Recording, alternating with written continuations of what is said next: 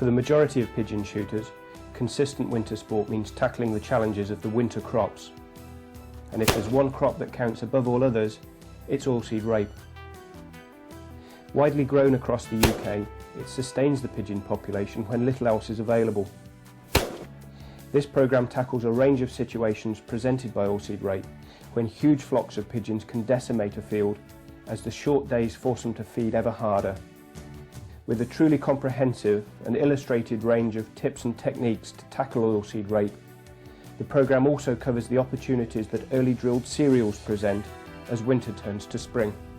As we move into the winter months, it's the crops that are available to the birds that are going to dictate pigeon shooting.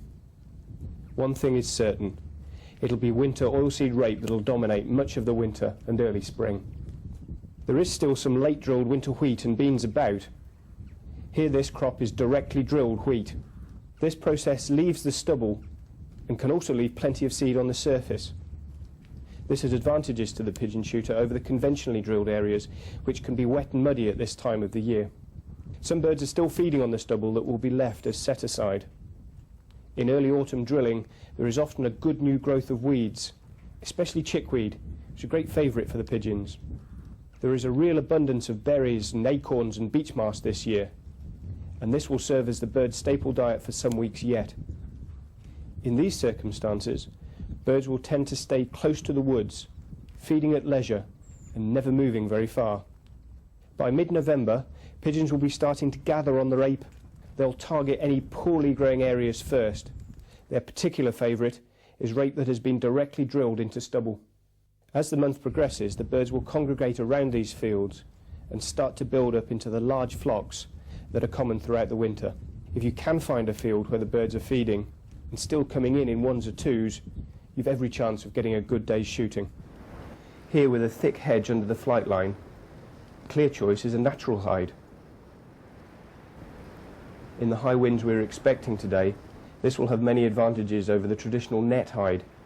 It's more stable for one and gives great concealment with some shelter from the bitter winter winds.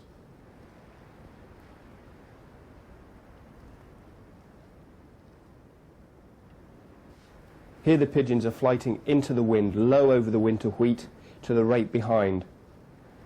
Shooting a flight line in this way provides a great opportunity to get some serious shooting.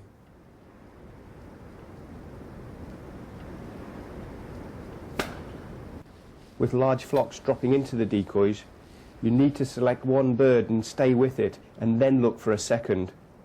Don't always try for a pair from the moment you get up. And talk me through the pattern that we've got out. It's quite a broadly spread pattern today. Yes.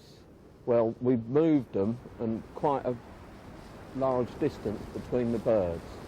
So it gives plenty of room as you've got a flock coming in around about... Yeah, the wind's keeping them very low today, isn't it? Yes.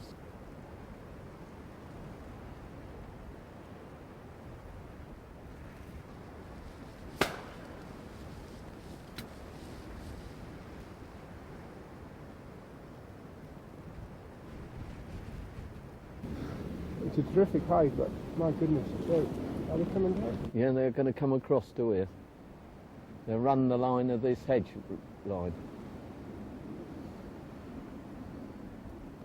You know, they're going to come right down your barrel.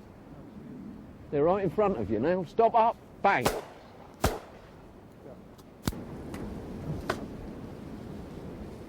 come straight, same thing. They'll run this hedge line because they're taking the break of the wind. They've gone over the top, but get ready because they'll come over the top in a minute.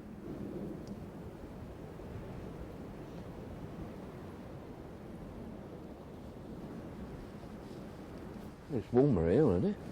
We haven't struggled actually for the cold now. No, there's two coming across the bottom of the field again, in front of you, across the church in the field. See them? They're now running down there. Oh, they turned round, a bit unusual. Dave, it's a really windy day. The wind's getting towards gale force. We've got it at our backs, and the decoy's out in front of us. Yeah. On a cereal crop. Now, they're just having a look there, with a big field of rape behind us. Yes. Can you just explain why we're doing it like that? Because we've managed to 24 decoys into the green, and it's a resting area where they can feed onto the rape and then came back just to rest here and digest.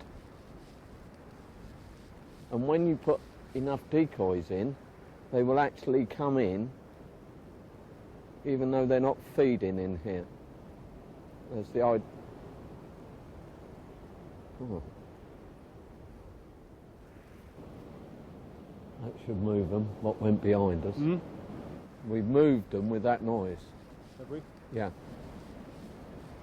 But on a windy day like today, the noise of the shot is not going to be as obvious to pinpoint for the birds, I guess. No, with plenty of wind, it's taken the shot away very quickly. The birds are coming straight back in again, as you'll find it. So we're just stirring them up, really, by the odd shot going off. Yes. It's not as if they can hear this shot a mile away and 2 mile away where they're moved away from the area. Yeah. Most of the flight line today, Dave, seems to be coming straight at us. Yes. A little bit to one side. They're not quite set on one specific line, but they're definitely coming at us. Well, after you've shot them, they've gone on a circle of about a mile on your right-hand side, and then coming back over a hill, and as you can see in front, which is a village, the birds are coming back in again because they aren't realising that we're actually shooting them. It's a great hide we've got today. It's very thick hawthorn hedge. Makes spotting them a little difficult, but likewise for the pigeons coming in as well. Yes, and it's a natural hide, so it's no nets, no poles, anything. So it just looks like a normal hedge, which it is.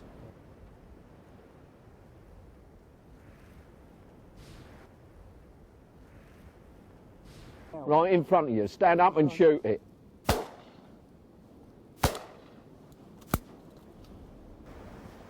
At this time of year, the wood pigeons are keen to feed quickly. If they are disturbed, as we've done today, the flight line can move very speedily to another field. David decides to move onto a rape field behind us, about a mile down the same flight line as the main feeding field today. Here there is a narrow hedge over a small stream, so the net hide is the choice, with the hedge as a background and some break from the wind. The rape here is also well eaten and has grown poorly, perhaps also due to the wet ground.